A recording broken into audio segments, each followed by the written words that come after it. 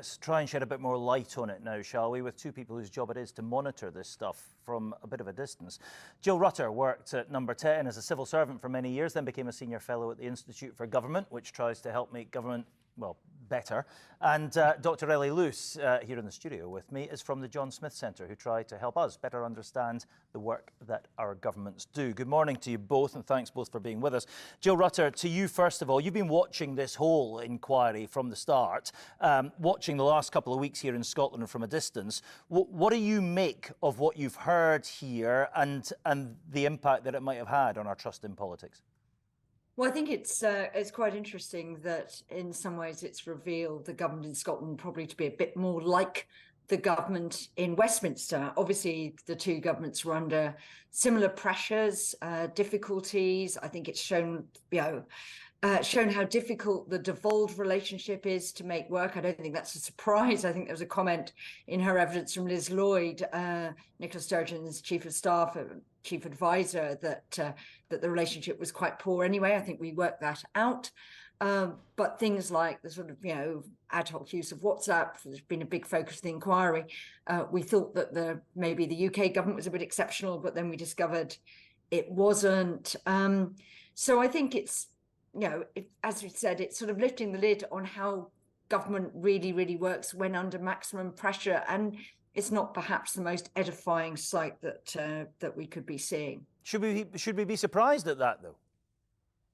I think there are bits we can be surprised about. I think, I think certainly in the UK inquiry, I was quite taken aback by the sort of language that people were using about their colleagues, about the dysfunction at the centre. We haven't seen anything like that in the same way in the Scottish elements, but the sort of contempt people seem to have for many of their colleagues, the fact that civil servants, in particular the cabinet secretary, the chief civil servant in the UK civil service, which obviously covers Scotland as well, the sort of way in which he was denigrating ministers behind their backs. I think all of that was a bit of a shock.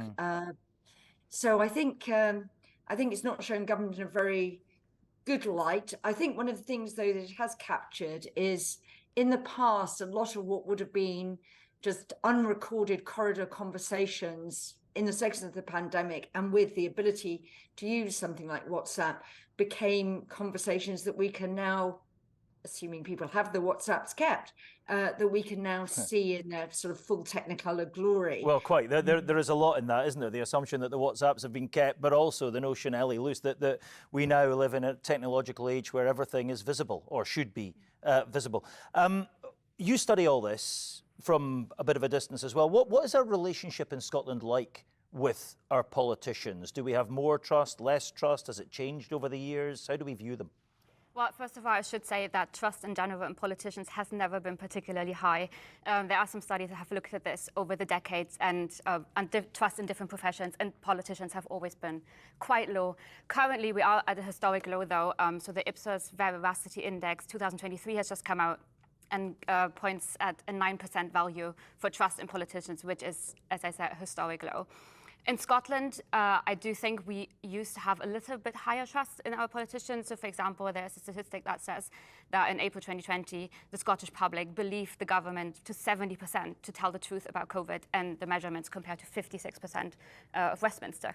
So there is a bit of a higher trust. But with the current developments going on, we are likely to see that trust go down. Yeah, Jill, let me come back to you. Does this, I mean, I was talking to Ian Blackford and Murdo Fraser a minute ago about whether or not this helps, whether daylight is the best disinfectant.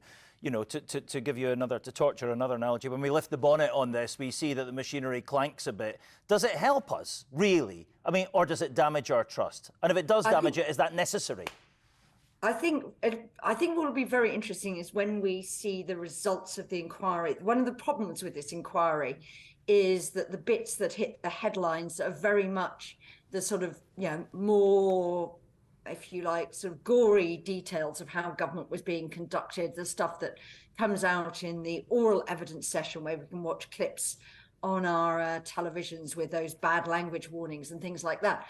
I think the real value of the inquiry, if it is going to have any value, will be in what does it tell us about how well prepared we were, and crucially, how we can cope with pandemics better in the future. I mean, there isn't really any point in an inquiry if all it is going to wallow around and allocate out blame for last time without the possibility that it actually makes us, or both in the UK government and in the Scottish government, able to think in advance about how do we cope with these really exceptional events much, much better. So I think it'll be interesting. And there is, although we focus very much on the oral evidence, there is huge amounts of written evidence and papers going in. And sometimes you're slightly worried that the lines of inquiry from the KCs focus on some of the sort of more headline grabbing elements rather than on the sort of day-to-day nitty-gritty of how government works, which is where the value potentially lies. Yeah, it's not meant to generate headlines, particularly on a day-to-day basis. It's designed, isn't it, to help us understand and not make same mistakes again. Ellie, let me come back to you.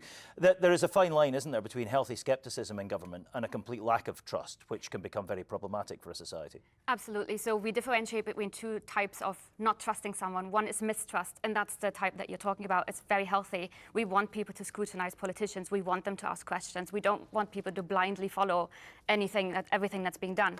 The problem starts when we get into distrust. That's when people start disengaging, getting cynical, turning away potentially to more polarized opinions, to more extreme opinions. And the problem is that doesn't really help the situation. That's not going to improve anything that's being decided in Parliament. So we are actually trying, from the John Smith Centre, we're trying to change that narrative. And when people do turn to distrust, saying, OK, you don't see yourself represented, you don't see yourself living better, but what can you do? How can you get involved? And we're trying to get those groups involved into politics. Yeah, there's one tiny difference in terms of the spelling. It's one consonant difference, isn't it, in the spelling, but a world of difference when it's between a healthy scepticism and January the 6th in America, isn't it? Jill, very briefly, let me come back to you finally. How do politicians go about rebuilding trust? I think they should behave better. I mean, obviously, there's huge loss of trust over Partygate in the UK government. I think it's anything quite parallel come out yet in Scotland. So behave better and actually just sort of govern in a more competent way where they can, reveal the reasons they're taking decisions and bring the public with them rather than sort of appear to do things for politically convenient reasons and actually act as a team rather than act as ferrets in a sack or trying to score one over each other. Yeah, sounds easy and obvious, doesn't it? What could be simpler than that? Let's see how they get on with it, though. History tells us it might not be quite so simple. Jill Rutter from the Institute of Government, Dr. Ellie Lewis from the John Smith Centre, thank you both very much indeed for being with us.